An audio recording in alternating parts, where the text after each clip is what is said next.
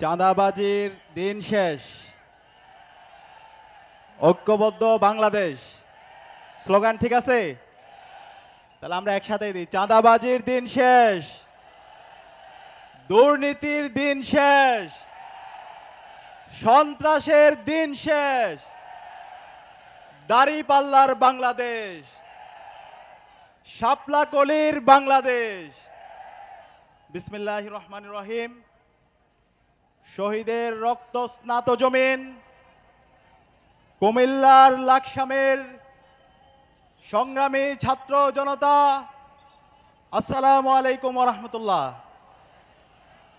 আমরা শুরুতেই শ্রদ্ধার সাথে স্মরণ করছি জুলাই বিপ্লবে আমাদের এই লাকসামের শহীদ ইউসুফ, শহীদ জিসান সহ দীর্ঘ ফেসিবাদী আন্দোলনে শহীদ আনোয়ার এবং আজাদী আন্দোলনের সকল শহীদদের, যাদের আত্মত্যাগের মাধ্যমে আজকে আমরা ফেসিবাদ মুক্ত বাংলাদেশ পেয়েছি।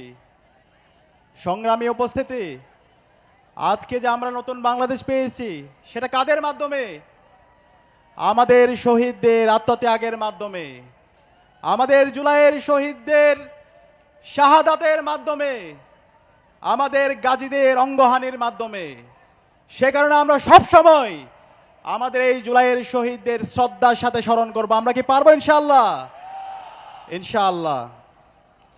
এই জুলাই বিপ্লবের মাধ্যমে আজকে বাংলাদেশে গণতান্ত্রিক যাত্রা শুরু হয়েছে। এই জুলাই বিপ্লবের মাধ্যমে আজকে বাংলাদেশের প্রতিটি ক্যাম্পাসে ছাত্র রাজনীতির আমূল পরিবর্তন হয়েছে। এই জুলাই বিপ্লবের মাধ্যমে আজকে যারা দীর্ঘ ফেসিবাদী আমলে গুম অবস্থায় ছিল, আয়নাঘরে বন্দী ছিল, আমাদের আরমান ভাই, মাইকেল ঠাকমা, আজমি সহ আমাদের অসংখ্য মজলুমরা মুক্তি পেয়েছে।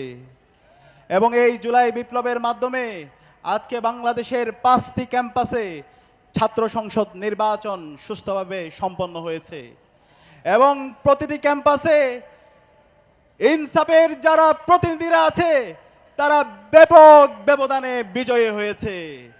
যেই যাত্রাটা শুরু হয়েছে ঢাকা বিশ্ববিদ্যালয়ের ডাকসু নির্বাচনের মাধ্যমে। আপনারা জানেন বাংলাদেশের যত আজাদী আন্দোলন হয়েছে সকল আজাদী আন্দোলনের কেন্দ্র হচ্ছে ঢাকা বিশ্ববিদ্যালয়।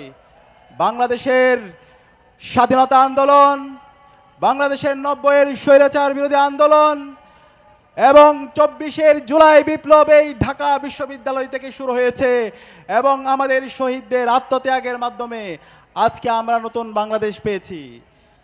এই ঢাকা বিশ্ববিদ্যালয়ের ডাকসু নির্বাচনে বাংলাদেশের তরুণরা ইনসাফের প্রতিনিধিদেরকে ব্যাপক ব্যবধানে বিজয়ী করেছে।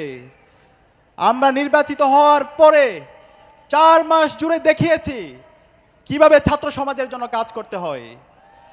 আজকে ঢাকা বিশ্ববিদ্যালয়ে আপনারা যান, এই ঢাকা বিশ্ববিদ্যালয়ে কোনো ধরনের সন্ত্রাস নেই, ঢাকা বিশ্ববিদ্যালয়ে কোনো ধরনের গণরুম নেই, ঢাকা বিশ্ববিদ্যালয়ে কোনো ধরনের গ্যাস রুম নেই, ঢাকা বিশ্ববিদ্যালয়ে কোনো ধরনের ভাইয়ের পলিটিক্স নেই।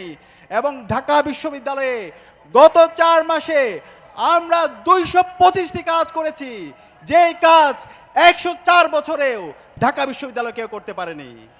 সুতরাং এই সিল মারো ভাই, সিল মারো, দাড়িপাল্লায় সিল মারো, শাপলা কলিতে সিল মারো, ঈগল মার্কায় সিল মারো। আমিরে জামাতের আগমন, শুভেচ্ছার স্বাগতম। 12 ফেব্রুয়ারি সারা দিন দাড়িপাল্লায় ভোট দিন, শাপলা কলিতে ভোট দিন, হাতে ভোট দিন, নিরাপদ বাংলাদেশ বুঝে নিন, হাতে হাদি, নাতে মোদি। ইনকিলাব ইনকিলাব, জিন্দাবাদ জিন্দাবাদ। ভারত না বাংলাদেশ, দিল্লি না ঢাকা, তোমার দেশ আমার দেশ, বাংলাদেশ বাংলাদেশ। নারে তাকবীর, আল্লাহু আকবার। সংগ্রামে উপস্থিতি, এই ছাত্র সংসদ নির্বাচিত হওয়ার পরে ইনসাফের প্রতিনিধিরা বাংলাদেশের প্রতিটি ক্যাম্পাসে তাদের কথা এবং কাজের মধ্যে মিল রেখেছে। এখন বাংলাদেশের সর্বস্তরের নাগরিকরা তারা ইনসাফের প্রতীক দাড়িপাল্লার প্রতিনিধিদেরকে, শাপলা কলের প্রতিনিধিদেরকে এবং ঐক্যবদ্ধ বাংলাদেশের প্রতিনিধিদেরকে আগামী 12 ফেব্রুয়ারি ভূমিধস বিজয়ের মাধ্যমে রাষ্ট্র ক্ষমতায় ডাক্তার শফিকুর রহমান ভাইকে প্রধানমন্ত্রী বানানোর জন্য মুখিয়ে আছে। আপনারা কি পারবেন? ইনশাআল্লাহ। ইনশাআল্লাহ। একই সাথে আমাদের এই জুলাই বিপ্লবের শহীদদের আকাঙ্ক্ষা বাস্তবায়ন করার জন্য, জুলাই স্থলদের আইনি ভিত্তি দেওয়ার জন্য, গণভোটে হাকে বিজয় করার জন্য আমাদের প্রতিটি পাড়ায় পাড়ায়, প্রতিটি মহল্লায় মহল্লায় গণভোটে হায়ের ক্যাম্পেইন করতে হবে। আমরা কি পারবো? ইনশাআল্লাহ। হা মানে বাংলাদেশ, হা মানে আজাদি, হা মানে শহীদ ওসমান হাদি হত্যার বিচার, হা মানে বৈষম্যহীন ইনসাফ ভিত্তিক বাংলাদেশ বিনির্মাণ করা, আর না মানে হলো গোলামি।